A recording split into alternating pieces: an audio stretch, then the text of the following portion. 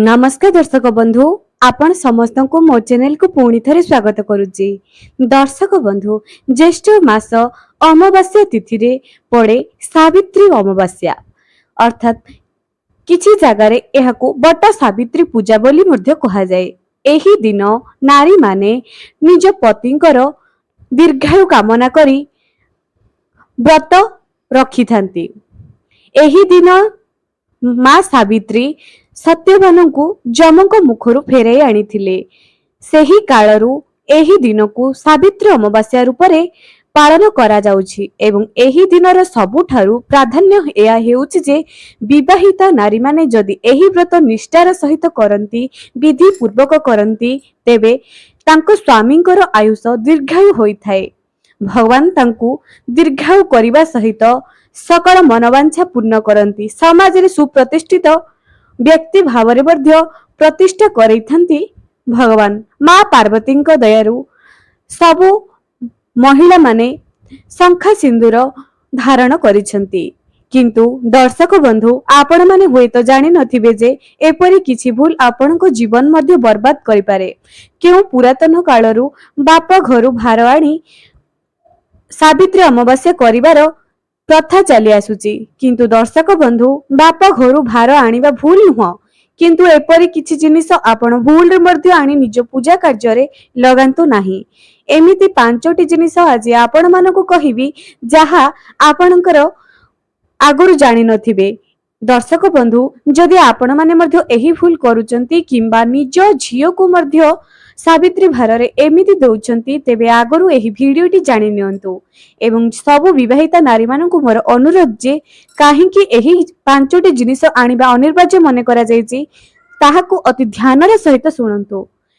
Video को निहाती शेष पर्यंत देखंतु, जा द्वारा जानि परिबे जे काहेकि एही जिनिस को बाप घरु आनी सावित्री व्रत रे पूजा करिबा पई मना करा जायछि। प्रत्येक विवाहिता महिला माने एहा जानिबा निहाती दरकार अटे। तेणु आपण मानकु मोर अनुरोध कि आपण वीडियो को गोटे लाइक करंतु एवं एहा को बहु मात्रा रे विवाहिता महिला मानक पाखकु शेयर करंतु। निज सांग साथी रे मध्ये शेयर करंतु। हुए तो एही कथाटी आगरु केही जानि नथिबे। तेणु आपण मानकु मोर अनुरोध जदि नुआ आसीचंती मो चैनल रे निहाती सब्सक्राइब करी पाखरे थिबा बेल आइकन को क्लिक करि दियंतु। दर्शक बंधु बहु पुरातन कालरु बाप घरु भार आनी पूजा करा जाय बोली प्रथा चलीची। आंब, कदली, नड़िया एमिति बहुत जिनिस मुग ए सब बहुत जिनिस बाप घरु आसी थाए। तत् सहित गोटे विवाहिता महिला पई बाप घरु आसी थाए साड़ी, शंखा, सिंदूर, अलता एवं विवाहिता नारी मानकु जहा जहा दरकार सबु आनी देई थांती बापा। तेबे दर्शक बंधु काहेकि बाप घरु भार आनिबा भूल मने करा जायछि, चलंतु जानि नबा ता परे जानिबा केउ जिनिस को बाप घरु आनिबा नाही एवं जदि आनिबा किपरि आमे आम पूजा रे प्रयोग कले आम स्वामींकर कोनोसी अमंगल हेबो नाही। तेणु वीडियो को बुझिबा पई चेष्टा करंतु। प्रथम कथा एया जे एही दुनिया रे समस्ते मुकेश अंबानी नुहंती, समस्ते धनवान नुहंती, समस्ते कोटिपति नुहंती। दर्शक बंधु कहिबार तात्पर्य एयाटे जे जेपरि मु गोटे झियो आपण माने मध्य आपनको बापा मार गोटी गोटी झियो होई पारंती किंबा पुओ। जानिनी एही वीडियो को को माने देखुचंती, आमे समस्ते आम बापा मांकर संतान अटे। आमर प्रथम कर्तव्य आमे आम बापांकर जेतिकी हैसियत अर्थात गोटे बापा जेतिकी कमाई पारिबो तांको देखि आमे आमर सावित्री भार आनिबा। आमे सावित्री भार रे बापांको ठारू 5000 टंका नै आसीबा एवं किंतु आम बापा गोटे छोटिया मूल्य काम करुथिबे। मने कर हुए तो आम बापा केउठाउ धार आनी हमकु सावित्री भार दउथिबे एवं आम परिवार आम बापा घर परिवार सेठी दुख कष्ट रे चलुथुबो। जेते बेले गोटे बहुत परिवार रो सदस्य मानकु बापा खाइबा पीबा सब किछि देइथांती एवं सेथिरु 5000 टंका बाहर करी सावित्री भार दबा पई बाध्य होइथाय बोली झियो को देइथांती।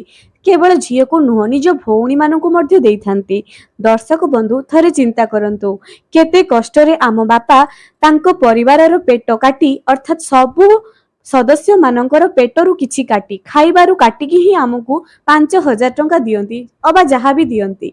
चिंता करंतु कथाटाकू बुझिबा पई चेष्टा करंतु। आम बापा आमको सेमिति दियंती ना समस्तंकर तो सही भाव न थाए। सबु बापांकर कोन सही गवर्नमेंट चाकरी करंती ना कोटी कोटी टंकार मालिक अटंती। बापार हृदय बड़ हेबा दरकार। बास बापा मांकर गोटी आशीर्वाद अहि सुलक्षणी होइथा शंखा सिंदूर नहीं सदाबले वज्र होइथ। बास ए दुईटी कथा गोटे विवाहिता नारी पाई कोटी कोटी संपत्ति सहित समान होइथाए जहाँ मोर मत। दर्शक बंधु एवं एठिया गोटे कथा कहा जाए बापाटे जदि बाकी करी झील को भार दब बापाटे जदि मूल लगी दुख कष्टरे परिवार पेट काटी जदि दब जानतु दर्शक बंधु विवाहिता नारी माने एहाकु बुझिबा पई चेष्टा करंतु सेही टंकारे आमे भूल रे मध्य खुशी रे रहि परिबा नाही। जदि सावित्री भार सावित्री ओषा आपनकु करिवार अछि मने रखंतु एठी आउ गोटे कथा मध्य कहिबी सब स्वामी माने बड़ बड़ चाकरी करि नथांती। गोटे स्त्री रो प्रथम कर्तव्य निज स्वामी जेतिकी टंका कमाउचंती बास सेतिकिरे निजर हैसियत को देखिबा सेतिकी टंकार साड़ी पिंधिबा। भगवान साड़ी को देखंतिनी गोटे भक्तर भक्ति को ही देखंती। आम पाखरे जहा थाउ ना काहेकि 100 टंका भी जदि आम स्वामी हैसियत अछि तेबे सेही 100 टंकार मध्ये पूजा करि देबे किंतु भूल रे मध्य बाकी करी निज स्वामी को ऊपर को कष्ट देई स्वामी को मन दुख करी बापा को मन दुख करी भार आनी स्वामी को ठारू पैसा जोर जबरदस्ती नहीं पूजा करंतु नि। दर्शक बंधु करिवार अछि तो खुशी रे करंतु टंका 100 होना काहेकि सेथिरे आपनकर मंगल हेबो। थरे करिके तो देखंतु थरे अन्यर मन को बुझिबा पई चेष्टा करंतु जानंतु काहेकि कुहा जाईछि जे बापा घरु भार आनिबा केते भूल अटे।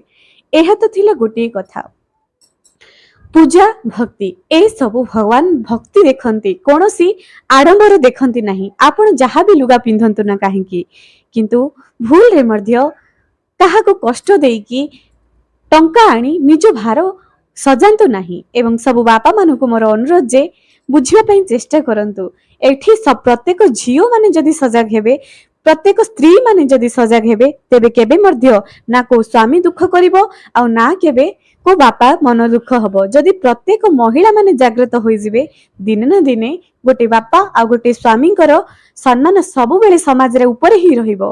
तेबे केउ 5टी जिनिस झियो मानकु बापा घरु आनी सावित्री अमावास्या रे लगाइबा पई मने करा जाईछि ताहा जानिबा। सिंदूर सिंदूर हेउची गोटे विवाहिता नारीर प्रथम प्रतीक। जदि आपण निज स्वामी को पैसा रे न आनी एहाकु निज बापा को पैसा रे आनुचंती पूजा करंतु नहीं। दर्शक बंधु एहार प्रथम हक केवल आम स्वामी ही थाए। जदि स्वामी खुशी रे 2 टंकार हो 5 टंकार सिंदूर फरुआटी भी आनी दियंती ताहा बहुत सौभाग्यशाली होई थाए। आपण वर्ष जदि आपण गोटे दिन भक्ति रे पूजा करिवे निज स्वामी को सम्मानर सहित पूजा करिवे माँ पार्वती पाखरे माँ सावित्री पाखरे माँ लक्ष्मी पाखरे से दिन जदि पूजा करिवे सेमानकु स्मरण करिवे विश्वास करंतु आपण सेही वर्ष सारा देखिवे आपणकर गोटे त्याग केते जे आपणको भाग्य को चमकाइबो आपणको स्वामी को एते समाज रे उन्नति करबो विश्वास करि परिबे नाही। एहा तो थिला सिंदूर। द्वितीय रे आसुचे चूड़ी। एहा मध्य विवाहिता नारींकर द्वितीय चिन्ह अटे।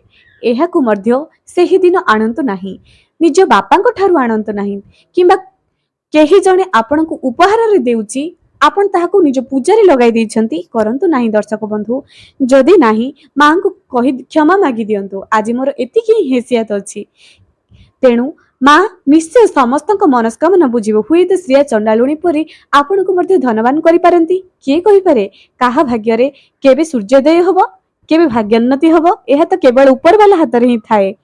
तृतीयटी होची साड़ी। हाँ दर्शक सबुठारु दामिकिया अटे साड़ी। गोटे बापा किंबा गोटे स्वामी जदि तांको पाखरे सेतिकी संबळ नथिबो केते जे कष्ट करी आपणको पई आनि देबे चिंता करंतु पुणी सेमानंको मुंडरे गोटे कथा थिबो जे मो परिवार केमिति चलिबो मो छुआ माने केमिति चलिबे मांकर ओसर कथा अछि मांकर ओस पई टंका रोजगार करिवार अछि किपरि करिवे। तेणु एही वर्षकर गोटे थरे निजे निज स्वामींकर एवं निज पितांकर कथा को बुझिबा पई चेष्टा करंतु विश्वास करंतु। दर्शक बंधु भक्तिर सहित पूजा कले श्रिया चंडालुणी परी माँ पार्वती आपनको एते जे धन देबे आ एते आपनको स्वामींकर जीवन को मूल्यवान कराई देबे एते सजग करे देबे एते सुंदर करे देबे विश्वास करि परिबे नाही। ଚତୁର୍ଥଟି ହେଉଛି ନିଜ ବାପ ଘରୁ ଆଣିଥିବା ଟଙ୍କାକୁ ନିଜ ପୂଜାରେ ବ୍ୟବହାର କରନ୍ତୁ ନାହିଁ। କାରଣ ମୁଁ ତ ଆଗରୁ କହିଦେଇଛି କିପରି ଦେଇଥିବେ ବାପା, କେଉଁ କଷ୍ଟରେ ଦେଇଥିବେ। ହଁ, ଯେଉଁ ବାପା ମାନେ ଖୁସିରେ ଖୁସିରେ ଦେଇଛନ୍ତି ତାହାକୁ ଆପଣ ରଖି ଆପଣଙ୍କର ଅନ୍ୟ ଖର୍ଚ୍ଚ କରିଦିଅନ୍ତୁ। କିନ୍ତୁ ସାବିତ୍ରୀ ଅମାବାସ୍ୟା ଦିନ ଯେଉଁ ମହିଳା ମାନଙ୍କର ସ୍ୱାମୀ ମାନେ ରୋଜଗାରିଆ ଅଛନ୍ତି, କୌଣସି ଅର୍ଥର ଅଭାବ ନାହିଁ, ସେମାନେ ନିଜ ସ୍ୱାମୀଙ୍କ ଟଙ୍କାରେ ହିଁ ନିଜ ସାବିତ୍ରୀ ଭାର କିଣନ୍ତୁ। ଏହା ମଙ୍ଗଳ ହେବ ଦର୍ଶକ ବନ୍ଧୁ। ପାଳନ କଲେ ଆପଣଙ୍କର ହିଁ ମଙ୍ଗଳ ହେବ। ବାପା ଦେଇଥିବା ପ୍ରତ୍ୟେକ ଜିନିଷକୁ ରଖି ଦିଅନ୍ତୁ, ଯାହାକି ଆପଣ ଆପଣଙ୍କର ଖାଦ୍ୟ ପେୟରେ ଲଗାଇ ଦିଅନ୍ତୁ, ନିଜ ଜୀବନ ଶୈଳୀରେ ଲଗାଇ ଦିଅନ୍ତୁ। କିନ୍ତୁ ସ୍ୱାମୀଙ୍କ ଟଙ୍କାରେ ହିଁ ସେହି ଦିନ ନିଜର ସାବିତ୍ରୀ ଭାର, ନିଜର ସାବିତ୍ରୀ ପୂଜାକୁ ଆରମ୍ଭ କରନ୍ତୁ।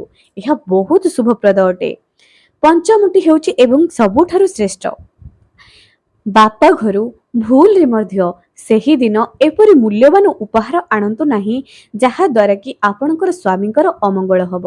ଦର୍ଶକ ବନ୍ଧୁ, ଏମିତିରେ ତ 4ଟି ଜିନିଷ ବହୁତ ମୂଲ୍ୟବାନ ଅଟେ।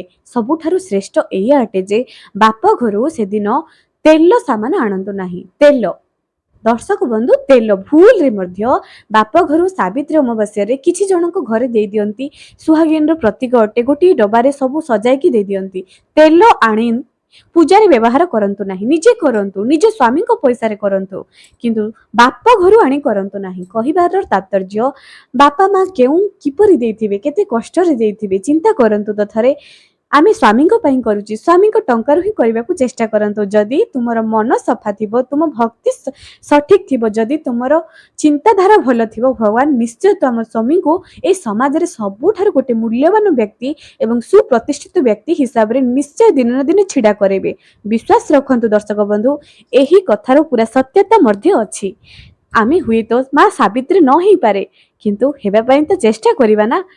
ସ୍ୱାମୀଙ୍କର ମନକୁ ବୁଝିବା ପାଇଁ ଚେଷ୍ଟା କରନ୍ତୁ। ହୁଏତ ଆମେ ଶ୍ରବଣ କୁମାର ନ ହେଇପାରେ, କିନ୍ତୁ ହେବା ପାଇଁ ତ ଚେଷ୍ଟା କରିବା ନା, ସେମାନଙ୍କ ମନକୁ ତ ବୁଝିପାରିବା। ଦର୍ଶକ ବନ୍ଧୁ, କହିବାର ତାତ୍ପର୍ଯ୍ୟ ଏଇଆ ଅଟେ ଯେ ନିଜ ବାପା ମା ମାନଙ୍କୁ ଏହି ଦିନରେ ଏତିକି କଷ୍ଟ ଦିଅନ୍ତୁ ନାହିଁ। ଯାହାର ଯେତିକି ସମ୍ବଳ ସେତିକି ଆଣିବା ପାଇଁ ଚେଷ୍ଟା କରନ୍ତୁ। ଗୋଟିଏ ଝିଅର କେତେ ବି ଇଚ୍ଛା ଥାଉ ନା କାହିଁକି, ତାର ଗୋଟିଏ ଛୋଟିଆ କଥାଟିଏ ବାପାର ମନକୁ ଗର୍ବ କରାଇଦବ। ଯଦି ଝିଅ ଥରେ କହିବ, ବାପା ତୁମେ ଯେତିକି ଦଉଛ ମୋର ଖୁସି, ଟଙ୍କା 200 ଟଙ୍କା ଦିଅ, କିନ୍ତୁ ମୁଁ ଖୁସି। ମୋ ସ୍ୱାମୀଙ୍କର ଯଦି ଭଗବାନ ଚାହିଁଲେ ଏବଂ ତୁମ ଆଶୀର୍ବାଦରେ ମୋ ସ୍ୱାମୀ ଦିନେ ସୁପ୍ରତିଷ୍ଠିତ ମଣିଷ ହିସାବରେ ଏହି ସମାଜରେ ନାମ ପାଇବେ ଏବଂ ମୁଁ ନିଶ୍ଚୟ ଦିନେ ଭଲରେ ରହିବି। ତେଣୁ ତୁମର ଯେତିକି ସମ୍ବଳ ମୋତେ ଦେଇଦିଅ। ଏପରି କୁହନ୍ତୁ ଦର୍ଶକ ବନ୍ଧୁ। ଏପରି କହିବା ଦ୍ୱାରା ଆପଣଙ୍କର ପରିବାରରେ ମଧ୍ୟ ମଙ୍ଗଳ ହେବ, ସୁଖ ଶାନ୍ତି ବଜାୟ ରଖିବ ଏବଂ ଆପଣ ଗୋଟେ ଆଦର୍ଶ ଝିଅ, ଆଦର୍ଶ ବୋହୂ ମଧ୍ୟ ହୋଇପାରିବେ। ଏବେ ଆପଣମାନଙ୍କୁ ମୋର ଅନୁରୋଧ ଯେ ଏହି ଭିଡ଼ିଓକୁ ବହୁ ମାତ୍ରାରେ ସେୟାର କରନ୍ତୁ। ଦର୍ଶକ ବନ୍ଧୁ, ମୁଁ ଆପଣମାନଙ୍କୁ ପରବର୍ତ୍ତୀ ଭିଡ଼ିଓରେ ଜଣାଇବି ଯେ ସାବିତ୍ରୀ ଅମାବାସ୍ୟାର ପୂର୍ବ ଦିନ କେଉଁ କାର୍ଯ୍ୟ କଲେ ଆପଣଙ୍କ ସ୍ୱାମୀ ଦୀର୍ଘାୟୁ ହେବେ। ହୁଏତ ଏହି ଜିନିଷ ଆପଣ ଆଗରୁ ଜାଣିନଥିବେ। ତେଣୁ ମୋ ଚ୍ୟାନେଲ ସହିତ ଯୋଡ଼ି ରୁହନ୍ତୁ। ମୋ ଚ୍ୟାନେଲରେ ଆସୁଥିବା ପ୍ରତ୍ୟେକ ବେଲ୍ ଆଇକନକୁ, ଭିଡ଼ିଓର ନୋଟିଫିକେସନକୁ ଚେକ୍ କରନ୍ତୁ ଏବଂ ବେଲ୍ ଆଇକନକୁ କ୍ଲିକ୍ କରିବା ଦ୍ୱାରା ମୋ ଭିଡ଼ିଓ ମାଧ୍ୟମରେ ଆସୁଥିବା ପ୍ରତ୍ୟେକ ନୋଟିଫିକେସନ ଆପଣଙ୍କ ପାଖରେ ଜଲ୍ଦି ପହଞ୍ଚି ପାରିବ। ଧନ୍ୟବାଦ।